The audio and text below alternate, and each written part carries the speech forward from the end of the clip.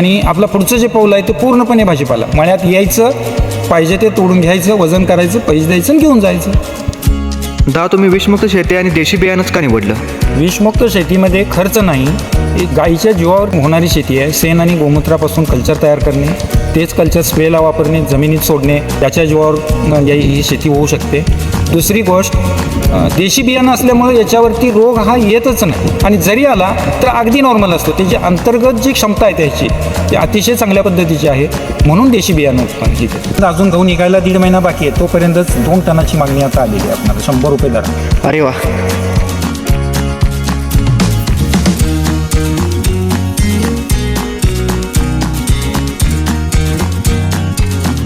आपला आहार हेच आपलं औषध.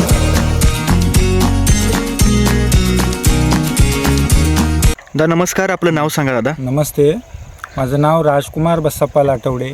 मी सलगरमध्ये विषमुक्त शेती करतो आहे, आणि विषमुक्त शेती ही माऊली कापसे गुरुजींच्या माध्यमातून करतो आहे. त्यांच्या मार्गदर्शनाखाली ही विषमुक्त शेती आहे. दादा, तुम्ही विषमुक्त शेती आणि देशी बियाणंच का निवडलं?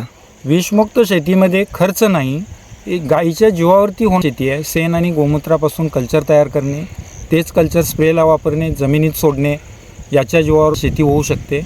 दुसरी गोष्ट, देशी बियाणं असल्यामुळे याच्यावरती रोग हा येतच नाही, आणि जरी आला तर अगदी नॉर्मल असतो. त्याची अंतर्गत जी क्षमता आहे त्याची ती अतिशय चांगल्या पद्धतीची आहे, म्हणून देशी बियाणं उत्पन्न हे केलं. तर दादा, देशी बियाण्यामध्ये असं जास्तीत जास्त उत्पादन येत नाही, पण तरी पण तुम्ही असं देशी बियाणंच का निवडलं? संपूर्ण हा विषय चुकीचा आहे. जे काय बाहेर लोक म्हणतात की देशी बियाणाचं उत्पादन देत नाहीत किंवा काय करत नाहीत, योग्य नियोजन, योग्य पद्धतीनं, योग्य नक्षत्रावर जर त्याची पेरणी करून योग्य नियोजन केलं तर इतर संकरित बियाण्यापेक्षा देशी बियाणं चांगल्या पद्धतीचं उत्पादन देतं, आणि मुळात याला रोग कुठलाही म्हणजे ही करत नाही, जास्त प्रकारे धजत नाही. रोगाचं प्रमाण अतिशय कमी आहे ह्या देशी बियाण्यासाठी. तर उत्पादनाबद्दल तुम्ही अजून काय सांगाल दादा? देशी बियाणं हे चवीला छान लागतं, यामध्ये प्रोटीनच्या संख्या किंवा इतर जे काही घटक आहेत हे चांगल्या पद्धतीनं असतात, त्यामुळे ह्याला बाजारपेठेत मागणी पण चांगली आहे. आणि विषमुक्त बियाणाचं पासून जी शेती होते या मालाला चांगल्या पद्धतीनं मार्केटमध्ये भाव पण मिळतो.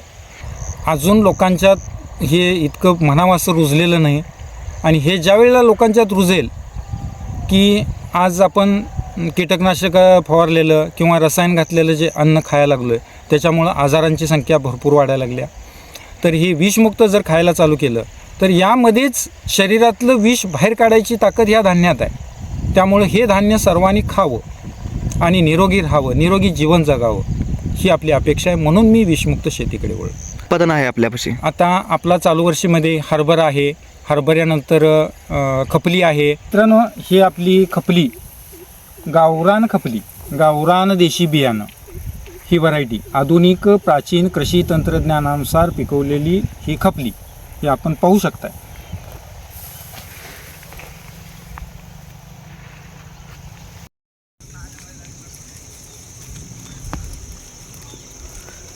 दादा नमस्कार. नमस्ते. हे कोणतं गहू आहे दादा?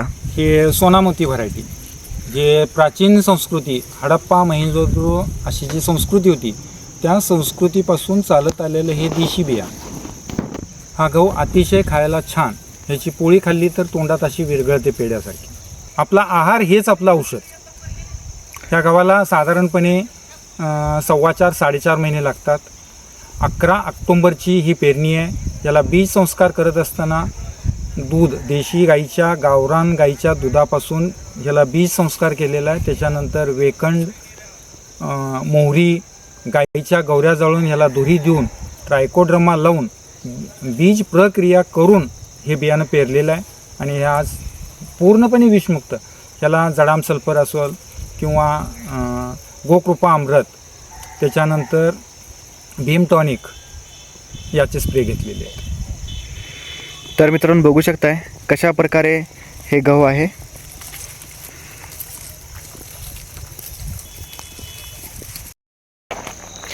तर दादांच्या दुसऱ्या प्लॉटमध्ये आलो आहे आपण, सोनामोती गहू या व्हरायटीच्या. दादा नमस्कार. नमस्ते. एक मिनिट. हे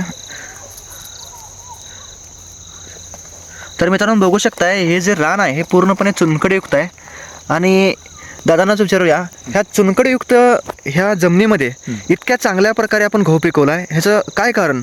हे जे विषमुक्त असल्यामुळं ह्याला रसायन कुठल्याही पद्धतीचं वापरलेलं नाही. गाईच्या शेणापासून गोमूत्रापासून तयार केलेलं जीवामृत, गोकृपा अमृत, त्याच्यानंतर जे भीम टॉनिक आहे, परत बिल्व रसायन, देशी गाईचं दूध अधिक अंड, या गूळ, हे याचा स्प्रे याला घेतलेला आहे आणि त्यामुळे हे इतकं चांगल्या पद्धतीने या चुनखडीयुक्त जमिनीमध्ये सुद्धा उभं राहिलं.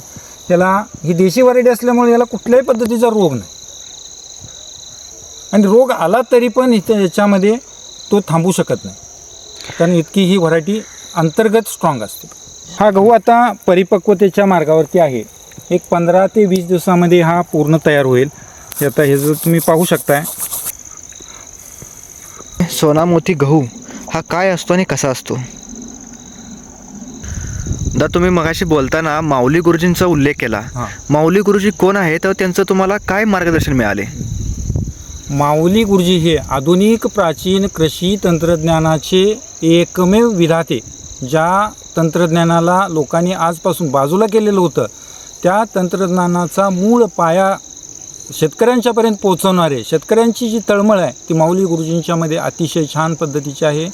आणि शेतकऱ्यांना स्वतः काय औषध तयार करायचं, काय स्प्रे करायचं, कुठल्या रोगावरती काय केल्यानंतर काय होतं, याचं सखोल मार्गदर्शन अगदी फ्री ऑफ कॉस्ट, कुठलाही पैसा मोबदला न घेता शिकवणारे म्हणजे माऊली गुरुजी, ज्यांचं नाव ज्ञानेश्वर कापसे.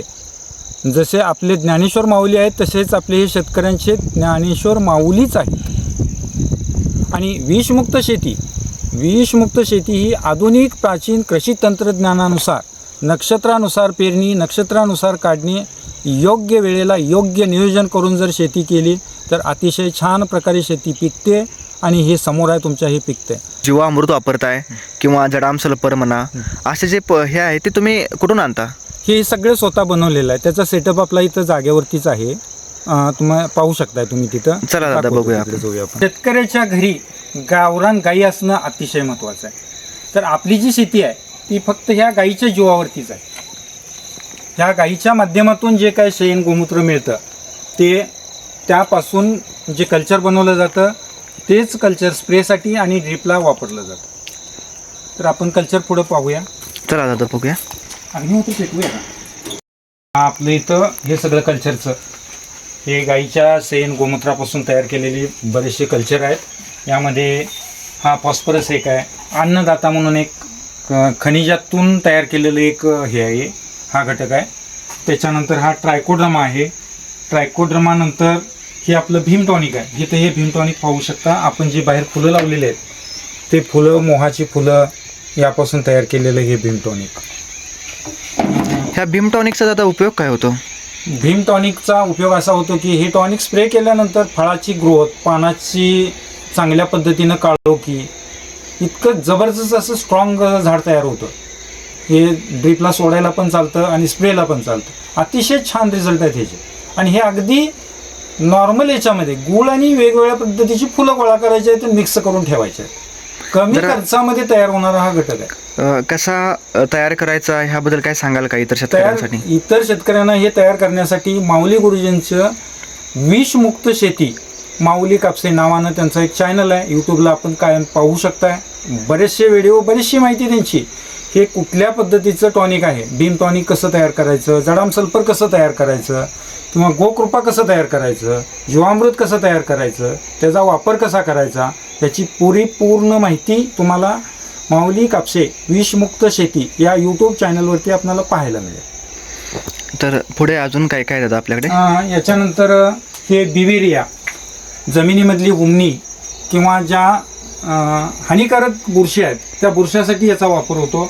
त्याच्यानंतर हे जीवामृत, गोकृपा अमृत आणि हे जीवामृत. आणि इथं दररोज सकाळ आणि सायंकाळी आपलं अग्निहोत्र तयार होतं. अग्निहोत्र, तर याचा काय फायदा आहे? अग्निहोत्राचा दादा फायदा काय? मध्ये जी आपण सूर्याची किरणं, म्हणजे सूर्योदय होत असताना जी किरणं होतात ती सूर्यापासून निघणारी ऊर्जा आपण यामध्ये एकत्रित घेतो आणि संध्याकाळच्या वेळेला पण ती सूर्याची ऊर्जा त्यामध्ये घेतो. तर याचा जो भस्म निघतोय, हा भस्म आपण शेतात पिकावरती कुठलाही पद्धतीचा फवारा मारत असताना त्यामध्ये मिक्स करून मारलं तर हे अतिशय चांगल्या पद्धतीचे कीटकनाशक म्हणून काम करतं. आणि आपण तयार केलेली ही जी काही ही आहेत, यामध्ये कीटकनाशक असेल, बुरशीनाशक असेल, शत्रू बुरशाला मारायचं काम करतं. मित्र बुरशीला कुठलीही बुरशी आपल्यातली मारत नाही. आपल्यातलं कीटकनाशक मावाच्या माशीला किंवा मित्र किडींना काहीही करत नाही. फक्त शत्रू किडींच्यावरती याचा अटॅक होतो. याच्यासोबत आपलं बाहेर एक जडाम सल्फर नावाचं एक हे आहे. चला बघूया.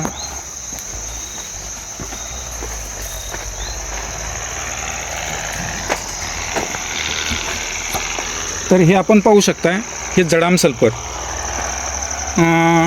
सल्फर, कॉस्टिंग सोडा, त्याच्यानंतर बोरवेलची माती, समुद्री नमक यापासून तयार केलेलं हे आहे. तर हे उत्तम प्रकारे बुरशीनाशक म्हणून काम करतं, अळीनाशक म्हणून काम करतं आणि जमिनीतून सोडलं तर चांगल्या पद्धतीनं अपटेकचं काम करतं. आपलं आपण जे भीम टॉनिक बनवतो, या टॉनिकमध्ये ह्या फुलांचा वापर होतो. तर ही पूर्णपणे ह्याला कुठल्याही पद्धतीचं स्प्रे नाही किंवा कुठलं रसायन वापरलेलं नाही आणि ही नैसर्गिक पद्धतीची देशी फुलं आहेत, देशी व्हरायटी आहे. ही व्हरायटी असल्यामुळं या फुलांचा जो सुगंध आहे, या सुगंधामुळं जे आपण टॉनिक बनवतो ते अतिशय सुवासिक असं टॉनिक बनतं आणि ह्या फुलाच्या वासामुळं बरेचसेच कीड आपोआपच बाजूला होतात, तिथं थांबायची त्यांची इच्छासुद्धा होत नाही. इतका जबरदस्त सुगंध या फुलांचा.